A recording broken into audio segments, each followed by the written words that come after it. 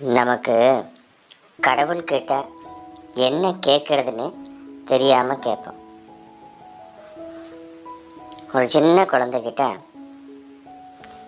கடவுள் என்ன வேணும்னு கேட்டார் அப்படின்னா, மிட்டாய் வேணும், சாக்லேட் வேணும், கடலை மிட்டாய் வேணுங்க.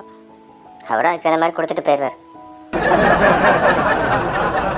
பகீரதன் அப்படின்னு ஒருத்தன் 1000 வருஷம் தவம் பண்ணி சிவபெருமான் கிட்ட வரம் வாங்கினான் அப்படின்ற புராண கதையை ஒருத்தன் படிக்கிறான். அவன் படித்து பார்த்துட்டு, சரி நம்மளும் அந்த மாதிரி தவம் பண்ணுவோம் அப்படின்னு கிளம்பிட்டான். என்ன பண்ணுறான், ரூமில் உட்காந்து ஓம் நமச்சிவாயா, ஓம் நமச்சிவாயா, ஓம் நமச்சிவாயான்னு சொல்லி சொல்ல ஆரம்பிக்கிறான். அவனுடைய நல்ல நேரம் சிவபெருமான் ஆந்திவே அந்த வழியாக போயிட்டு இருந்தார். டப்புன்னு அப்படியே வந்து கீழே வந்தது. இவனை தம்பி நான் தான் சிவபெருமான் வந்திருக்கேன் அப்படின்னு. இவன் சிவபெருமானா பார்த்தான். நீங்களா சிவபெருமான், இப்படி இருக்கீங்க அப்படின்னு. இவன் சிவபெருமான் சொன்னதையே அவன் நம்பலை. சரின்னு சொல்லி ஆச்சரியமாக கேட்டான், உனக்கு என்ன வேணும் அப்படின்னு சொல்லி அவனை பார்த்து கேட்குறாரு. என்ன வர வேணும் அப்படின்னு சொல்லி தவம் செய்கிறவனை பார்த்து கேட்குறாரு. அவன் சொல்கிறான், இன்னும் நான் யோசிக்கவே இல்லை, அதுக்குள்ளே நீங்கள் திடீர்னு சரி ஓகே அப்படின்னு சொல்லிட்டு அவர் என்ன பண்ணுறாரு, 3 தேங்காயை அவன் கையில் கொடுத்துட்டு, உனக்கு என்ன வேணுமோ அதை நினச்சிட்டு இந்த தேங்காயை உருட்டினா அந்த வரம் உனக்கு கிடைக்கும் அப்படின்னு சொல்லிட்டு மறைஞ்சிடுறாரு.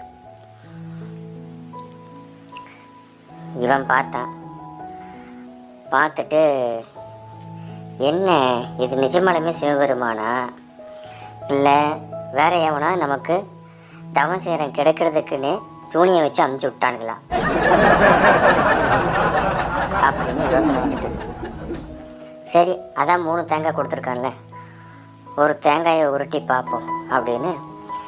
அப்போவும் என்ன நினச்சி உருட்டணுன்றது அவனுக்கு தெரியலை. அப்போ அவன் யோசனை பண்ணியிருக்கான், எல்லாரும் அவனை சப்ப மூக்கான்னு கூப்பிடுவாங்க. சரி சப்ப மூக்கை நல்ல நீட்டமான மூக்கா வேணும்னு சொல்லி தேங்காயை வச்சு நினச்சி உருட்டுவோம் அப்படின்னு சொல்லி நினச்சி உருட்டுறான். அழகாக சப்ப மூக்கா இருந்தது. தேங்காயை உருட்டி முடித்தோடனே பீரங்கி மூக்கா பயங்கரமாக வளர்ந்துட்டது.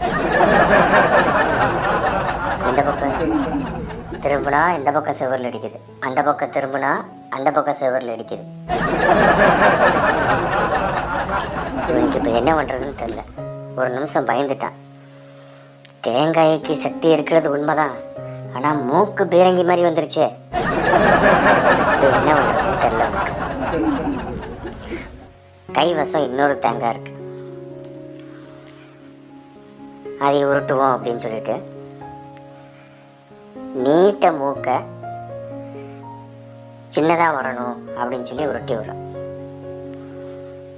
இப்போ என்ன ஆயிடுச்சு, நீட்ட மூக்கு ரொம்பவும் சின்னதாகி மூக்கு உள்ளே போயிட்டு, மறுபடியும் பார்த்தா மூக்கு இருக்கிற இடமே தெரியல, அந்த மாதிரி ரொம்பவும் சின்னதாகிடுச்சு. இது என்னடா வம்பா இருக்குது அப்படின்ட்டு அடுத்த தேங்காயை எடுத்தான். 2 தேங்காயையும் உருட்டுறதுக்கு முன்னாடி என் மூக்கு எப்படி இருந்துச்சோ அப்படியே ஆகட்டும் அப்படின்னு சொல்லி உருட்டினான். பழைய ஒடிக்கு இருந்த பானைக்கு அவன் மூக்கு வந்துருச்சு.